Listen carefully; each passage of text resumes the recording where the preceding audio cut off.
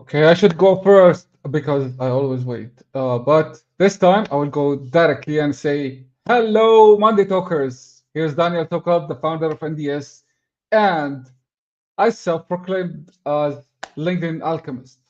I spent years transforming ordinary brands into extraordinary thought leaders. The journey wasn't always about crafting compelling narratives. I spent 2 decades honing my engineering skills, as most of you know. But it was the spark of entrepreneurship that ignited my true passion. NDS became my second daughter, nurtured with every challenge and fueled with pure passion. As much as you miss me, I always do miss these things and looking forward to have this chat with my guests and your inputs. I love it, enjoy it. I hope you do. But success wasn't always about numbers. It was about crafting stories that resonates, stories that we learn from.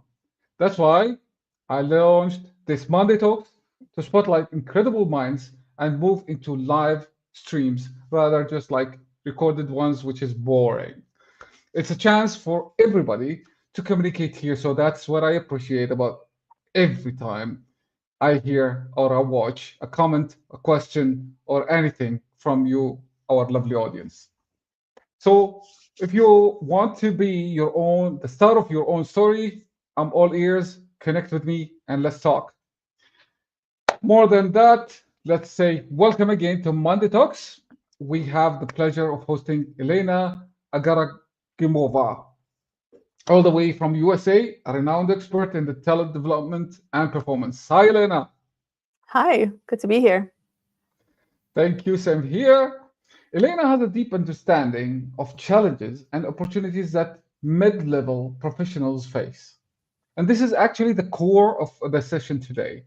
In this session, we'll delve into the strategies and mindsets needed to break through this mid level, let's say, pet or whatever, stuck that we're in, the mid level barrier, and achieve the career success. Let's admit it. Most of us just like work hard, study hard, and reach this until they call him the manager and we are happy. And then we got, yeah, relaxed. We don't have this energy or eager to move forward anymore. Why? What happens to us? Is it like what got you here won't get you there, or how we move forward? Amazing. Now, before we get into this, I love to remind you that we are welcoming your comments, your questions, your everything in the comment line, and we make sure to cover your questions in this session of 1 hour. So, what we want to start with is welcome on board, Elena, and we'd love to know you more. Can you introduce yourself and tell us more about Elena? Sure. Well, Elena has gone through her own shift throughout her career.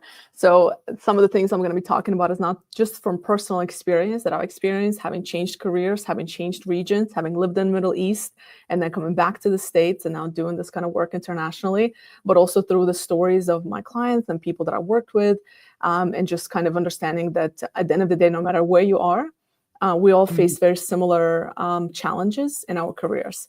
But for me, I kind of wear a couple of hats. So as you mentioned, I'm in talent development space, performance space. So basically what that means is I'm really passionate about helping people reach their full potential, at work, and really just be fulfilled by the work that they do. And it looks different for different people. And we'll speak a little bit about that. And ultimately, I'm a true believer that you can create your own kind of career path. And I think right now is a better time than ever before to be able to do that with all the different changes that we have in the workplace, in our societies, and so on. So I think now is, I think it's, if there was a time, I think now people have more opportunities to actually create what they want to do, be able to monetize on that vision, be able to enjoy what they do and not be completely burnt out or just unfulfilled by their jobs. So Yeah, nicely. Let's go a step back. And I know my people would love to know more about Elena. Who is this lady? And what kind of things she's doing to the world? Yeah, so I spent the first part of my career in higher education and then kind of shifted my way towards learning and development and talent development. That's where I've been for the last several years of my career. I've done career coaching for at least 10 years of my career. I've done this in 13, 14 different countries at this point. As I mentioned, I lived in Dubai for 8 years of my life. Yeah, I get to do this international work still to this day, working with small companies, large companies, individuals. Talent development is something I live and breathe. Recently, I've also kind of shifted to really truly understanding what it takes to make a change in your life, whether it's in your like if we're talking about careers and careers in particular. So I incorporate a big part of wellness into everything that I do, because I think that we have been so obsessed with being the next manager or the next senior leader or the CEO of a company that we forgot the basics of what makes us a high performer, which is the physical, the mindset, the nutrition piece, the people, the environment, the social parts of who we are as human beings. And I think that if you don't have the basics right, it's very difficult to reach the top. And I think that something one of my clients said is, you don't know how bad you feel or how bad your situation is until you feel better or until you're in a better situation. And so what I try to do is to bring awareness to, like, wonderful, you might be here, but to be at your full potential, you can actually be up here. And when you get to that next level, and I mean, frankly speaking, I think that there's unlimited amount of potential we'll have, essentially. And I think there's different levels and different seasons in our lives that we go through that gets us to that next level and that next level, and to each his own. And some people are happy at this level, and that's fine. But I think it's just about where can you be at your optimal, not only performance, but career fulfillment. I don't believe that anything operates in silos. I think that our fulfillment, our career satisfaction, our health, our personal relationships is all connected. It does not, it impacts, a bad career impacts your personal life impacts your career, health impacts career impacts health. So if we start putting it into silos and not looking at it holistically, we're making a mistake. And I think that's what we've been doing as a society. And the last thing I'll mention is that is what led to our society to be more burnt out, more unfulfilled in our jobs, not knowing what we want to do, stressed out, lonely, and just feeling out of control. Amazing. Okay. One step at a time. So, hello, Yasmina. Thank you very much for being here. She's the one who's putting this and this comment, but I don't know why it shows that LinkedIn user. I have to figure it out somehow. Okay, one step at a time. What got us into manager title or manager position, and the idea you mentioned, that the perspective is different. When you are a manager, it's different approach, different thing, different mindset. When you were running for this title, and then when you reach there, you can see, yeah, this is what I should have done to make it shorter. What I would like to highlight here, what are the common reasons why many talented professionals get stuck in the mid-level positions? Some even get satisfied. Yeah, okay, I tried everything, so I'm going to give up here. Why they get stuck? What are the reasons? Sure. So let's really look at what got us there. So an important thing to acknowledge is that up until from when you graduate from school up until that managerial role, you are operating at a very different mindset. So what I mean by that is, from the moment we're in school and then into universities and then into our first jobs, we are consumers. People are telling us how to get good grades. So when you get good grades, you go into then get into that university. When you get into university, if you study hard, if you work hard and so on, you're going to get a graduate from a with a bachelor's or even a master's degree or so on. You're going to get a good job, and then you get into that job and you have a manager that tells you, here's the KPIs, here's what you need to be successful. You're going to do this, this, and this. Right. So we're outsourcing our career and our kind of career growth for at least 10, 12, 15 years, sometimes if you count the high school, the university years, and the early career years. So we're consuming, meaning we're just consumers. We're getting information and we're executing on it. When you reach a certain level, up to that manager level, that's when things shift. And sometimes even people don't reach the manager level because of this point that I'm about to mention. So the lucky ones reach it, The unlucky ones, if I want to call them that, are the ones that don't even get to that point. And what happens is that Can when you, we yeah, call it like factory preset? I yeah, mean, yeah, whatever, from school days, like they teach us like you have to study, you have to get certificate, and you correct. have to have high scores, and then the best way in the other world is to get hired by government, so you'll be secured for life, you know. Mhm. But the point that we break this, we find there is a like plenty of ways to go get more chances and explore the world, right? Absolutely. So we have to reach this point to break it, right? Yeah, and sometimes we reach it, some people don't. It depends, Mm, but I think the first thing to acknowledge here is that, to your point, like what got you here won't get you there. Meaning that the mindset that you're operating with, and this is the biggest challenge I see. I mean, I've coached hundreds of clients at this point, and I've worked in many organizations. And what I see is the biggest blocker is the mindset shift. And I think that is the most mm, important thing because one, mm, you need to remove being a consumer to now being a producer, a creator, a problem mm, solver, right? So you now have to shift from what you have been for a number of years, these habits, this routines, this condition that you've been conditioned to be, right? Like a certain way. It's if you think about like there's Dr. Joe Dispenza, there's a number of other kind of professionals that talk about the fact that when you reach that age of 35, which is usually most people hit that manager level in their 30s, when you mm, reach the age of 35, you're so set in everything that you're doing and how you operate, how you think, how you communicate, what you do day in, day out. It's 95% you're on autopilot. So 95% of everything that you do every day is on autopilot. And all of a sudden, you want a different life. All of a sudden, you want a more fulfilling career. All of a sudden, you want to become a different person, but it's very hard, which is why change is hard, is because you've been doing things a certain number of ways. You've been conditioned to do things a certain ways for a number of years. And now all of a sudden, life, career expects different of you. And you don't know how to deal with that change, which is most people get stuck in that middle. And that's why I always joke and I say most careers die at mid-level because what got you there won't get you there. And a big part of it is that mindset. And so mm, within that mindset piece, it's also understanding that something has to change. And that is the difficult part because change is difficult. But if you understand the process of change, which we can talk about now, it actually doesn't have to be difficult. The most that I think out of, I talk to people obviously about career change and job search and so on. And people spend a lot of time focusing on applications or trying to take courses or trying to mm, upskill themselves or spend thousands of dollars just to feel credible to be mm, in that next level role. But really what's stopping them is their mindset. And a perfect example is I used to work for a business school, one of the top business schools in the world.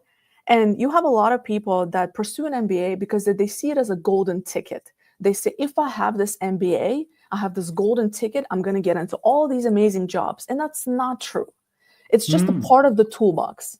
That MBA, that piece of paper is part of the toolbox. That's it. If you don't have the mindset, if you don't have the relationship skills, if you don't have the self awareness, you won't get into those next jobs. It'll be very mm, limiting to you. And I've seen this over and over again. I've worked with hundreds of MBA students over the years. And so I think we look for easy ways out, and the easy way out is let me go get that MBA, let me get that next piece of certification, so on. And there might be important depending on the role and so on, but nothing happens without shift of that mindset. And that is the question that we come to is like the questions that I want people to ask themselves is as simple as when was the last time you've done something for the first time? So when was the last time you've done something for the first time? Because if you're not interesting. doing anything new, if you're not challenging yourself, if you're not getting yourself out of your comfort zone, if you're still talking to the same people in the same circles, doing the same thing day in, day out, results are gonna be the same across board. You're just gonna be where you are. You might get lucky and kind of move up a little bit, but you're probably missing out on a lot of unseen opportunities that are around you because you see it with the same eyes, meaning that the back of your head, your subconscious, is registering only what you can see. It can register only what you can see. An example would be I've heard this somewhere, I don't remember where, so I can't give credit to the person, but they're saying like, okay, let's say you're a man and your wife is, you and your wife decided to have a kid, and all of a sudden your wife is pregnant. And because you have this new awareness, you're like, oh, my wife is pregnant, I'm going to become a father, and so on. Your attention shifts. So what you see now is very different from what you saw before. Meaning, let's say you went to the same Starbucks, right? To the same Starbucks or the same pick a coffee option, whatever, Costa, for example. Let's say you go to the same coffee shop every day, and there are stores nearby, but you never notice that actually there's a baby store right next to that coffee shop, because even though it's right there, you saw it, you didn't really see it. But now that your wife is pregnant, you saw that there's a baby store, because now you are aware to topics around babies or pregnancy or etc. So because you now have this new awareness of this thing, right? So because new information has been introduced, but although you've been going to this coffee shop for years, you never even acknowledged that right next to it is a baby store until your mindset shifted. You're like, oh, I'm going to be a father, and all of a sudden you see things that are related to that thing, right, to that new piece of information. Same thing with our careers, right? If we are not able to, if we don't spend time bring an awareness to some things that are important to us, bring an awareness to our fears, bring an awareness to our self-limiting beliefs, building awareness of things that we want to become, understanding what we need to change. It's very difficult to actually be aware of those things to change them. Like, awareness is step one to any problem solving, right? Awareness. Okay. If you don't have awareness of something, just before we dive into this how, I'd love to highlight one thing. Recently, these days, we noticed that, yes, I'm senior and I got promoted, and I'm a manager. All of a sudden, my director is like in the age of like my kid plus 5, right? So what's happening? They're invading, or they're doing something different to get promoted very quickly, and all of a sudden they're there. It's especially Gen Z, right? They're just like doing something different. They're thinking different, or maybe we still have this mentality of our fathers, when they're just like, I'm the oldest here, I should be the manager. And he will fight back very strongly and harshly if he sees someone, his colleague, get this position. And they will wait until this manager is retiring, so someone get promoted in this position. But it's not the formula anymore. We still have this taste in our back of our minds, this generation, but Gen Z has figured something else. They're now our managers. What's happening? Yeah. I'll take a guess. I'll kind of this is just based on observation. So I think a couple of things. I think that, to your point, the Gen X's and the baby boomers in the workforce, I think there's a hesitancy to change versus Gen Zs are operating on change, because Gen Z grew up in a continuous stream of information. So the amount of information that they grew up with is just vast, meaning that, so there's a caveat here. So one, they have a lot of information coming their way, so they're able to maybe process it faster, make decisions faster, find that information faster. They're using AI, they're using different tools to get ahead, right? Versus the older generation are still used to the take time to do X, Y, and Z. They believe in the system of, you wait for something to happen. You wait to be promoted. Versus Gen Zs are now asking for this. When I interview Gen Zs, they dictate what I should be offering them. Like, they dictate what they want out of a workplace. They dictate what they want out of a job. Right? Versus older generations, it's more of like, well, what are you offering? And I'm happy with whatever you're offering. So there's a fear, there's this almost like, not a fear, I don't know if it's a fear, but there's this, it's a habit that this is how we grow up. Like, the older generations grow up differently. And so it's like, how dare you even ask for an increase? How dare you ask for a well-being day? Versus Gen Zs, they're like, hey, this is what I want, right? So there's part of it. But I think that there are very few Gen Zs that are actually taking over in managerial roles. I think those few are the brightest, and they have the right education, the right background, the right relationship building skills, and so on. I think there's few. I don't think it's as much as one would imagine, because I think that at the end of the day, you might be 25 years old and you might be brilliant, but you're still missing, especially depending on your industry, you're still missing skill set that just take time. there's certain things you cannot speed up. You cannot speed up being able to read the room. You cannot speed up being able to build Yeah, relationships. yeah, You cannot true. speed up understanding the business environment. You cannot speed up understanding office politics. It takes time. I don't care how smart you are at 25. There are, of course, the rare ones that are just brilliant. But you cannot speed up certain life experiences, work experience that just takes years to acquire. I don't believe in that. I don't see that. I think there's very few people that do that well at that junior, at that, sorry, not junior, but at that, in their 20s. There are some, but they're rare. And usually if Mhm. there is a 25-year-old, it's because they've been an entrepreneur since 15 and they've been Mm. hustling since 15. So they have that. I don't see a lot of traditional college graduates coming out at the age of 21, 22 and taking on big roles. I think I see less of that. I think there Okay. are, certain cases, but I think majority it's still led by the older generations. Yeah, yeah, the majority is there. Yeah, I know. But what we notice is that and they're coming fast.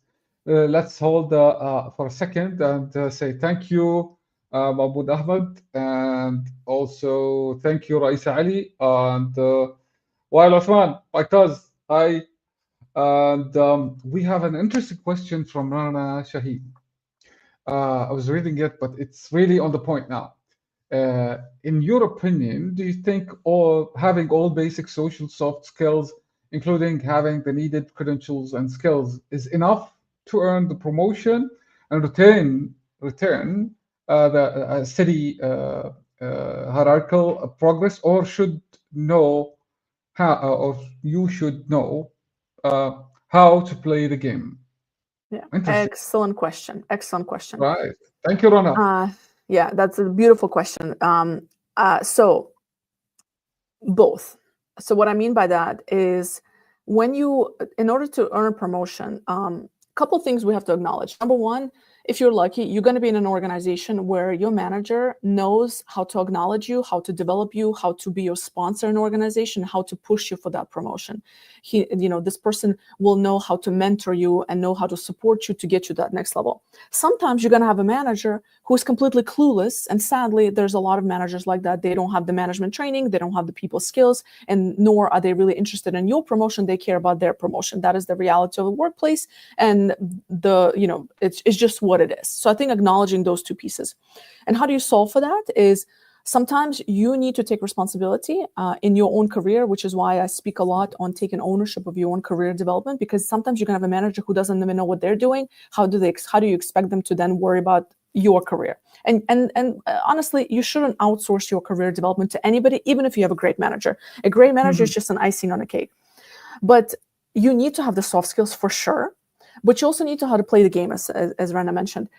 What I mean by play the game is having the right relationships in the organization. It's not the smartest people, contrary to the popular belief. It's not the smartest people or the most educated people or the most skilled people that get promoted.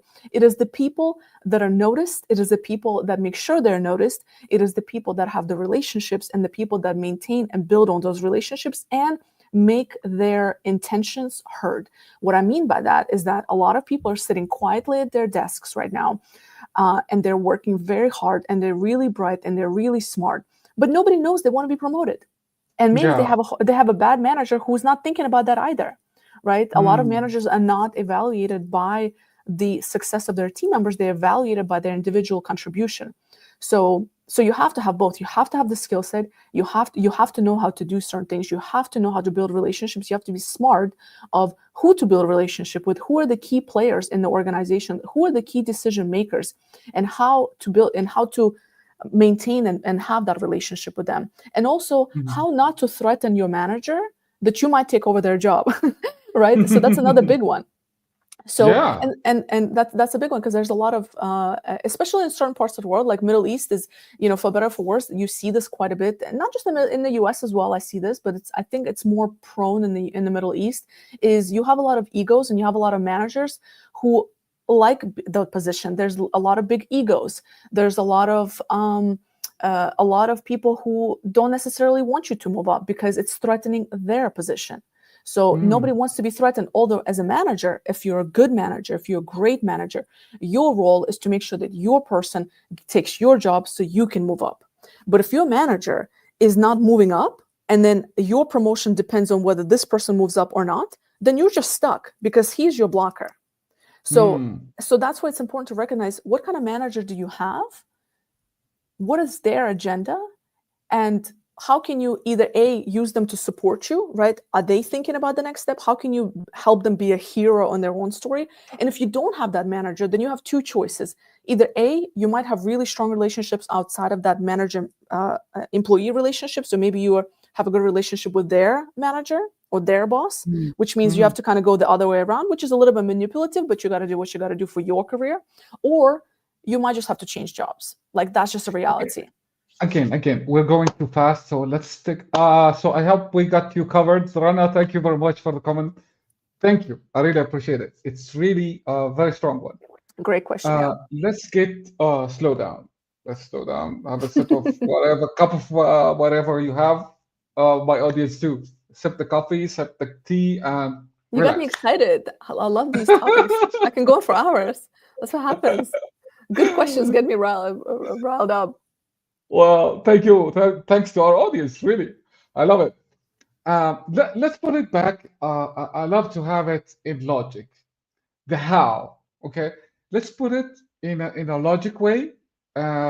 No matter what the scenario is, your manager is stuck or he's not willing to improve. Or I don't want to go into specific. I want to have let's say, a general roadmap I should follow and discover things that will help me move on, if we may say so, if we may say such a thing. Yeah. What do you think? So you're asking, so basically if you're stuck in that middle of a career, what do you do? Right? Yes. Okay. In steps, if possible. Yeah. So it's number one, mindset. I have to keep going back to this. So asking yourself the questions of, I think being very clear, because it's everything. Like, I mean, I cannot stress this enough, and I keep coming back to it. Like, you have to be self-aware of what you want, what you're lacking, where are the gaps, what gaps you need to close, how you're going to get there, who's going to help you, and so on. So starting with yourself, step number one, if you have not asked yourself the questions such as, do I enjoy what I do? Am I good at what I do? How do I know I'm good at what I do? Do people tell me I'm good at what I do? Do I keep getting promoted? Am I growing? Do people come to me for advice? Do I get good performance reviews? And so on. So asking yourself these things, right? If you don't see that, if you don't see that you've grown, what are my gaps? What am I missing, right? That's step number one. Step number two, you get to that manager position, then what? Is that what you want? Is it the title you want? Is it the money you want? What are you looking for? What is it actually you're trying to get out of your next career move? That's the question. Because I have a lot of people who get to CEO level and they're like, oh, I'm up here. I don't really want to be here. I have a lot of responsibility.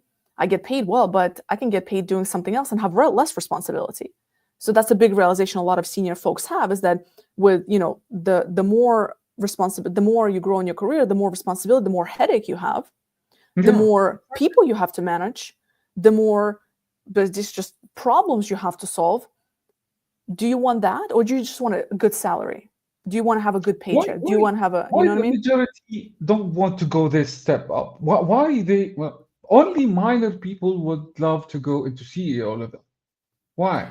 I don't know if it's that they want to. I think if you want, I think a lot of people, again, don't know how to go from A to Z. So they don't know how to go there, right?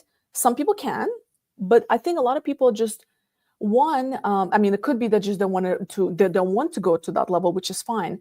But then asking yourself a question of what happens. So something, just a basic company organization structure.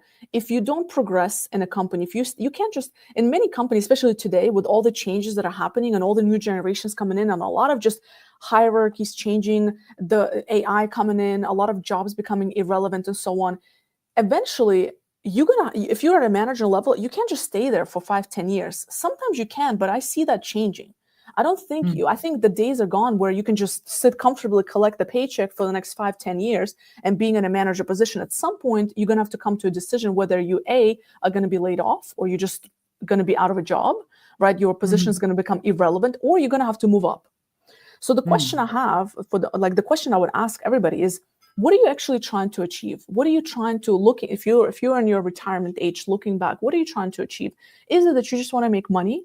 Is it that you want to create and build a business? Is it that you want to lead a large organization? You need to have that CEO title, which is okay. It's important for some people. What is it that you're actually trying to do? Because being comfortable is not an option. That's what I want to say. Being comfortable is not an option, because that comfort is going to cost you long term. You might be comfortable now, but depending on how old you are at this stage, so if you're at, in your late stage of your career, you might get away with it because you're just going to retire and call it a day. Right? Hopefully, that's the best case scenario. Or AI is going to disrupt everything in the next 2 years and you're going to find yourself irrelevant. If you are a young professional at that mid-level, if you're still at that mid-level career, or even just a little bit more senior, you still have a lot of career time left. And if you're not asking yourself these questions, if you're not looking at what is going to happen to my role 2 years from now, 3 years from now, 5 years from now, where in my organization can I grow? Can I grow in my organization? What does that look like? Do I need to start considering going outside of my organization? Do I need to start considering opening up my business? Do you understand? So you have to ask yourself these questions continuously, because you cannot afford to be comfortable. In this day, it's a mistake. It's a mistake to be comfortable. And I know it's uncomfortable to hear that, but it's a mistake. Let's think of it this way. You mentioned before it's a mindset shift, right? Because we used to be a tactical execution for our manager's plan. Now we should move into strategic thinking as the career ladder move upwards.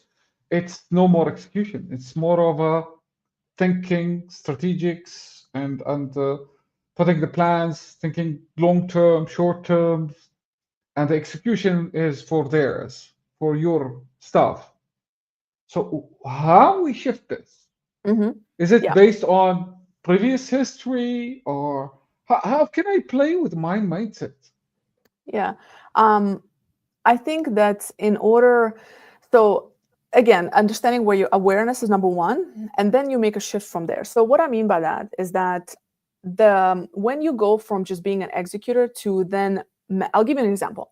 Most managers get promoted, right? And what they usually do in that particular role is they still do individual contributor work versus managing people. When you become a manager, you need to understand that being a manager is about developing other people. So the how that's going to help you get to that next level is understanding who is on your team and how are you investing your time into developing those people. And and this is the difficult part, right? Because when you get to that next level, you cannot keep doing the same individual contributor work. You cannot do the daily tasks. Your job now is to delegate those tasks. Your job is to let go. Your job is to let go of control. And that's the scary part for a lot of people. But you cannot move up. You cannot have time for strategic thinking. You cannot have time to think of bigger challenges in organization, or the organizations care about three things. They want you to make money, cut cost, or minimize risk, right? So they want you to increase revenue, reduce cost, or minimize risk.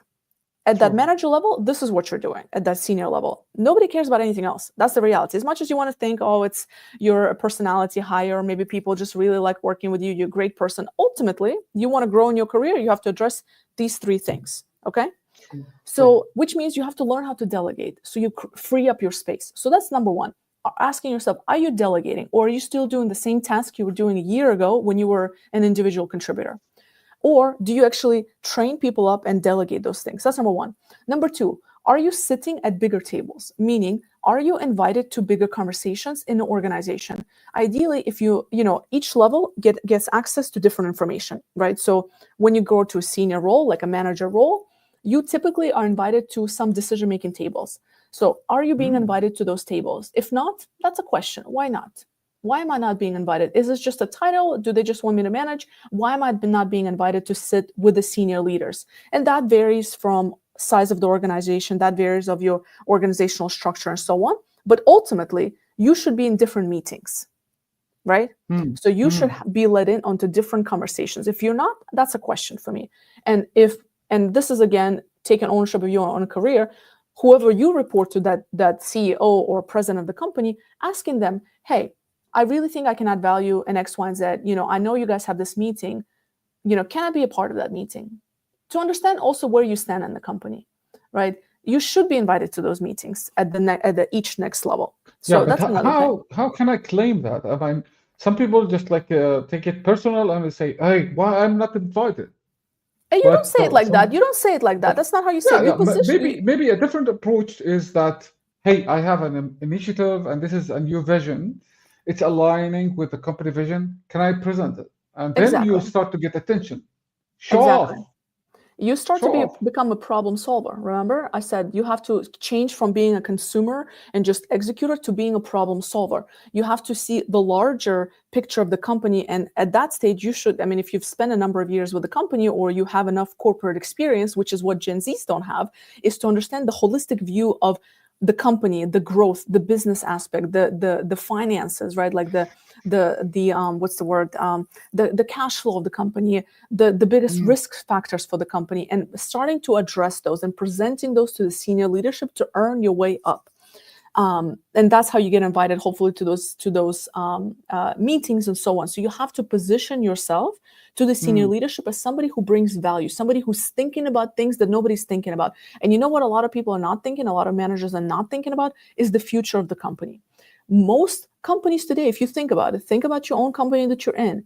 Most companies are reactive, meaning they're just fighting mm. fires. Nobody's thinking Yeah. about the next business line. Nobody's thinking about how can AI impact my business? Nobody's thinking about talent in an organization. Who do we need to train? What kind of talent do we need to have on my team 2 years from now, 3 years from now? What are our competitors doing? What is happening in the field? How is our industry being impacted by X, Y, and Z external factors? How can I Mm. minimize the risk of us losing that business or being impacted by those factors? A lot of people are not thinking about that. A lot of people just spend so much time fighting fires because they don't know how to delegate, so they don't have time to think about it. You see how it's all connected?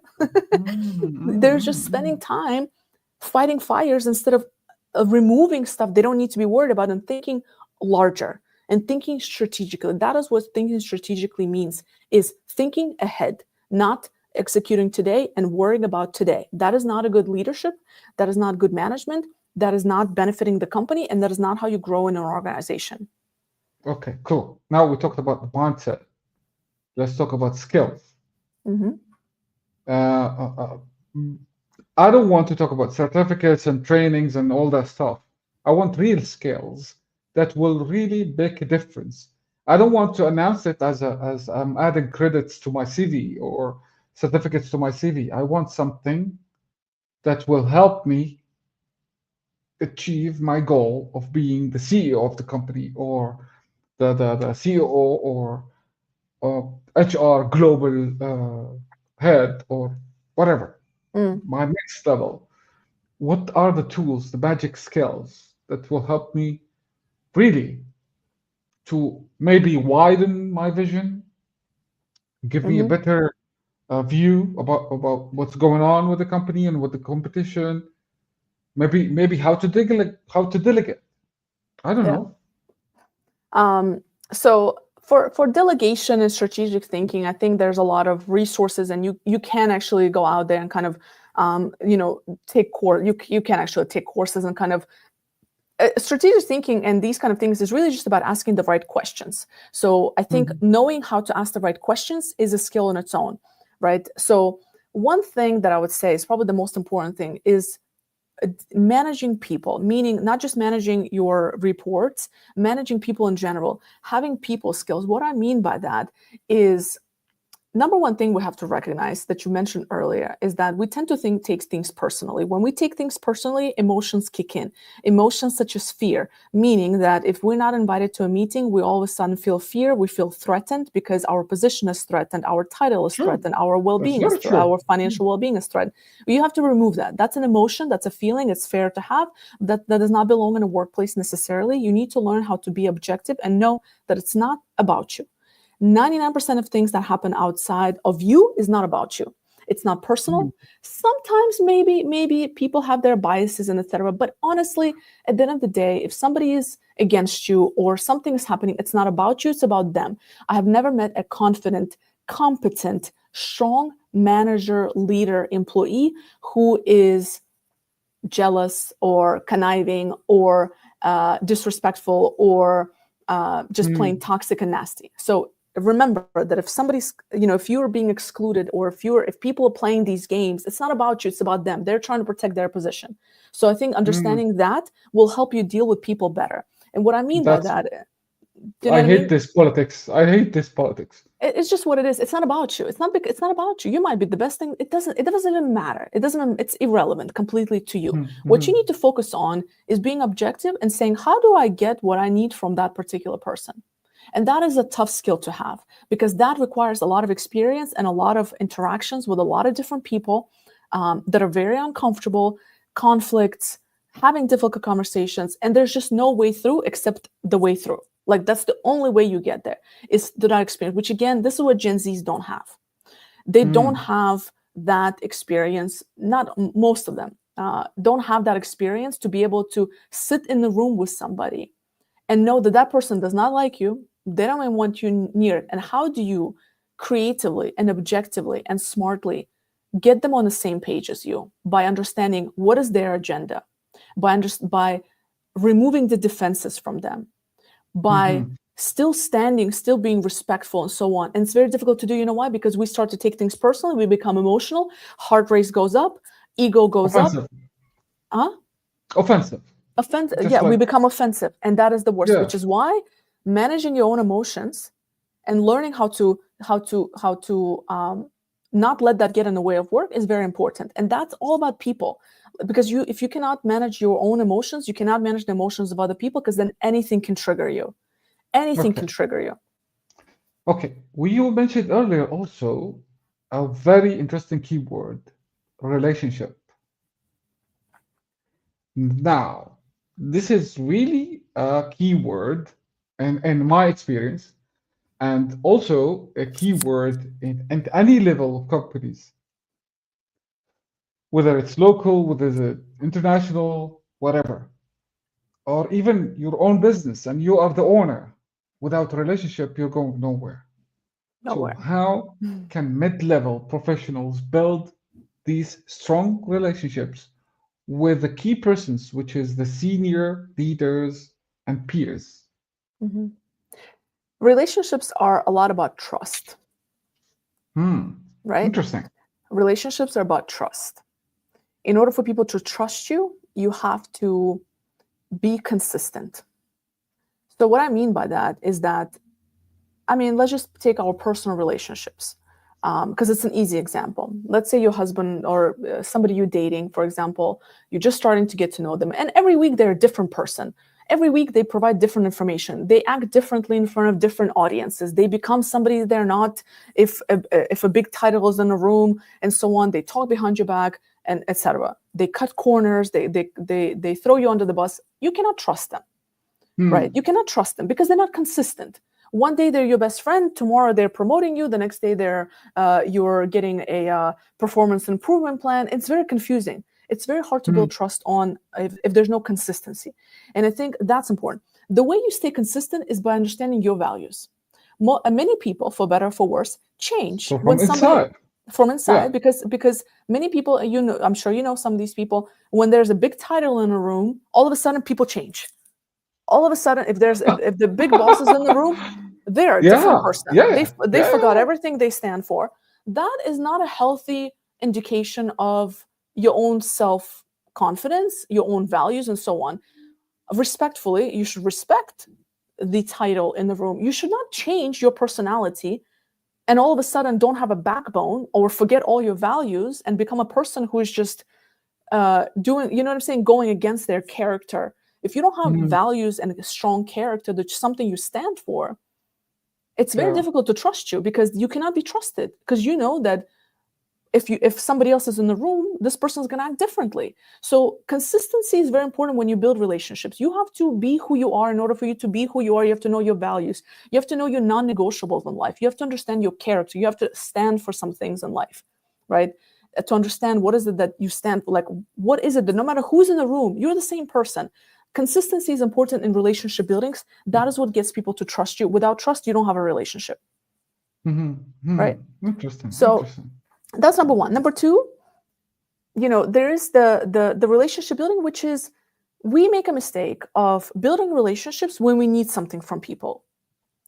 So that's just that's not effective. People see through the fakeness and so on, and we tend to build relationships when we're trying to get promoted or we need a new job or we need something, versus actually maintaining those relationships throughout our careers. A lot of mistakes people make is they stay in one job and they forget everything outside of the world. So let's say you want to get promoted or you want to become a manager at a different company, but what happened is you don't have any relationships outside of this particular job.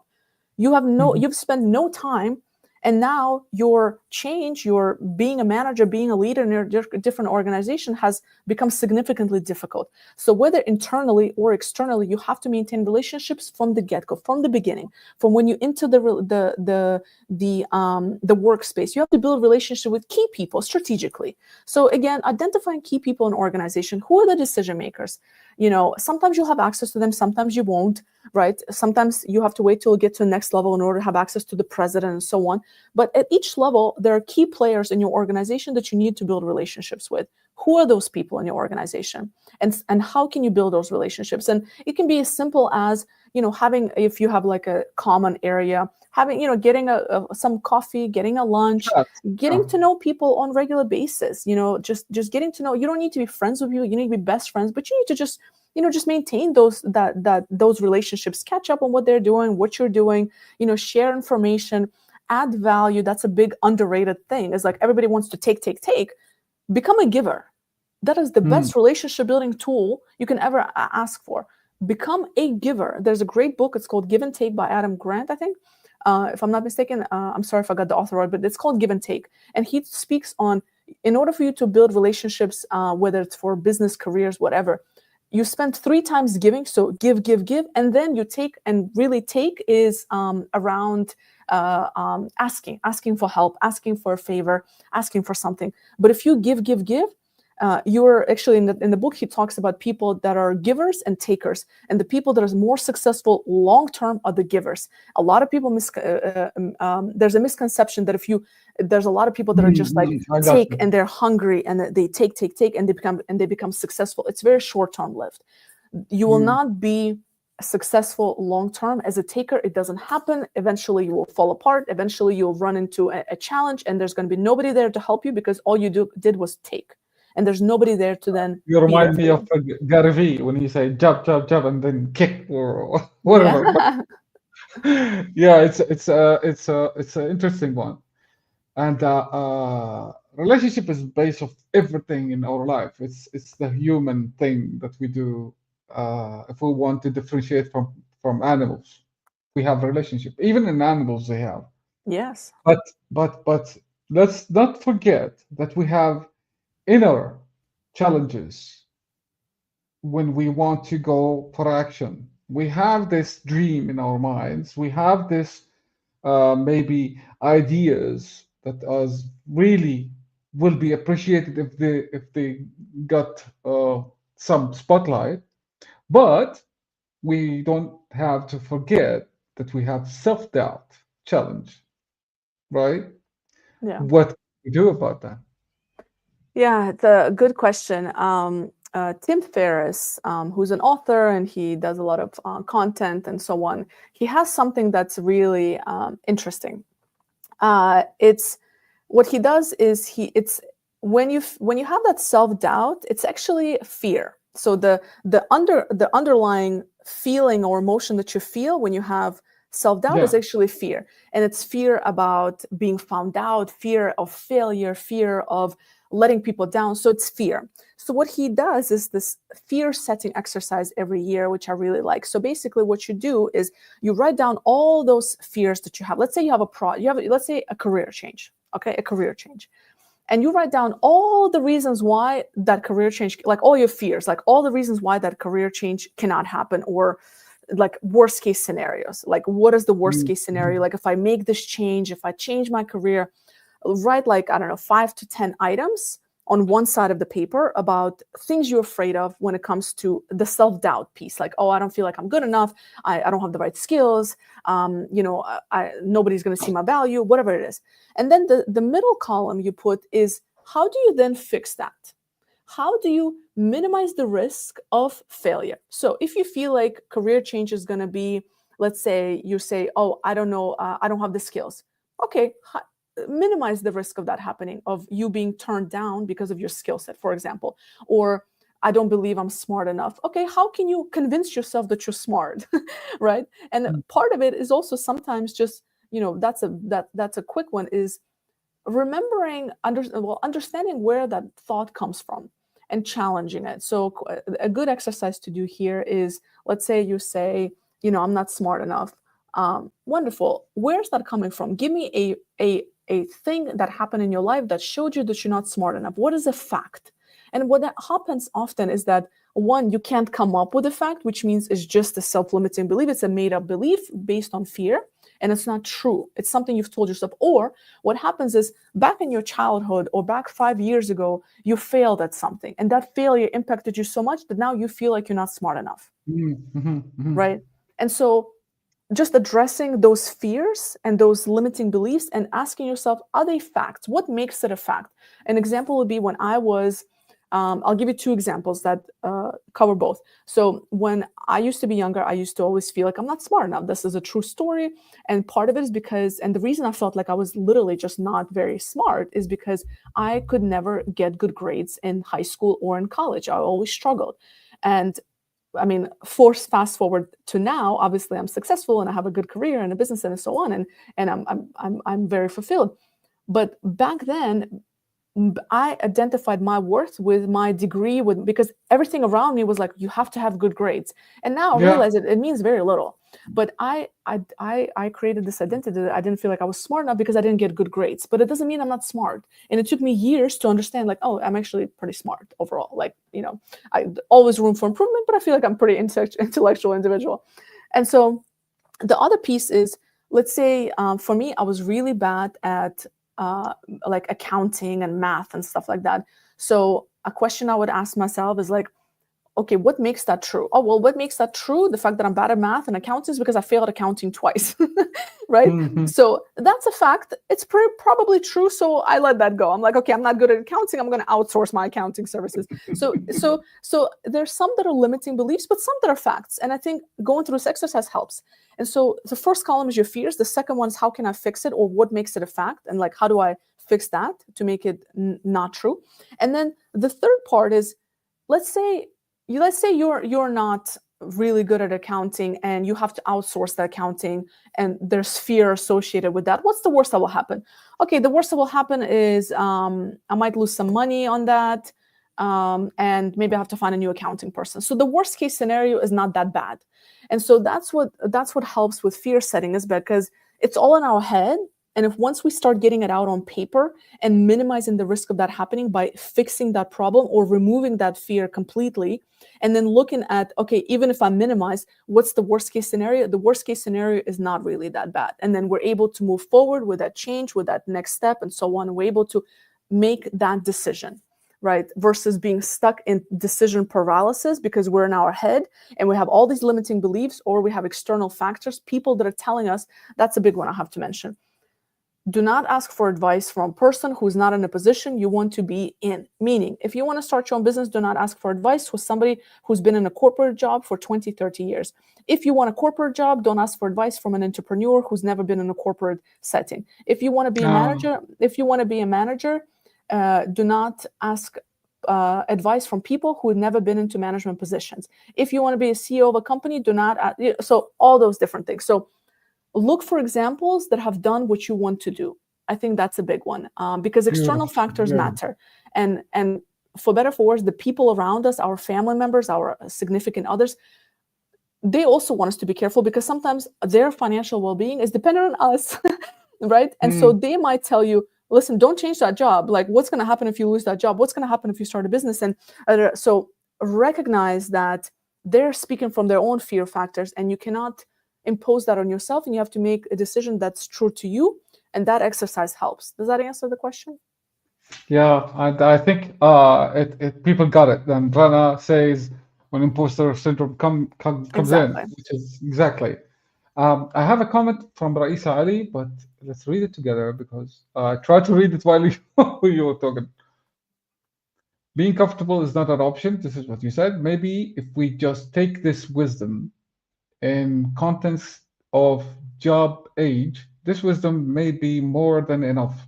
So, respectable Elena Agaragimova, maybe each one of us can be a manager, and even he is the coffee maker or the in the institute, or just have a vision, mission, and for sure we can't All all yeah. be managers. Um, Yeah. Yeah, okay. it's just it's a thank you for the comment. It's just I think the biggest thing is just understanding what is it that you want out of your career. And for some people, listen, I know people who just want a job for the sake of having a job because their priority is their family, right? And that's okay, but just understand, and maybe they're not the main provider for the family, right? I think it depends on your financial situation, it depends on what you want out of life, it depends on your life situations and so on. And I think just understanding what is it that you want, and then being okay that if you choose to be comfortable and you become irrelevant, that you make that choice consciously and not because you didn't ask yourself those questions. That you Mhm. made that choice, you made the choice versus that choice being made for you. That's probably the most important thing. If you take away anything from this, is that making sure that whatever happens is that you did all possible things to have a choice for that thing to happen. Does that make sense? Like just Mhm. like being aware of that, I think, is important. Cool. Okay, we have less than 5 minutes, but I always have to love to ask the audience for the final questions. Also, thank you for the interaction. It's amazing, Rana, Raisa, and everyone else. Yeah, thank you. Uh, the future, the future of work. What trends do you see or foresee for the mid-level professionals in the future? Mm. Where is it Uh, going? it's a $1 million question. If I had an answer, I don't know. I don't know if anybody knows. Partially because any AI expert you listen to right now, the honest ones tell you we have no idea how AI what AI is going to do. So we don't know in terms of how AI is going to impact our careers. I think here's where you just focus on what you can control. And when it comes for the future of work, I would say that the skill of relationship building and people is something that's always going to be in style. That's not going to become irrelevant anytime soon. I think your ability um, to build relationships, make business happen, solve problems, create opportunities, think strategically, ask good questions. I think all of those skills are going to be relevant no matter which career you're in, at least for the foreseeable future. I think that is still going to be valid. So when people think about like investing in skills, I would definitely focus on investing in those skills. I think understanding AI and how you can utilize that in your job is another thing that I would really urge people to do. Um, don't, because a lot of people are like just saying, ah, no, I don't need to use AI. I don't need to learn about it. I see a lot of pushback on it from especially older generations. I think that's a mistake. I think you need to get comfortable with AI and start thinking about how you can do that.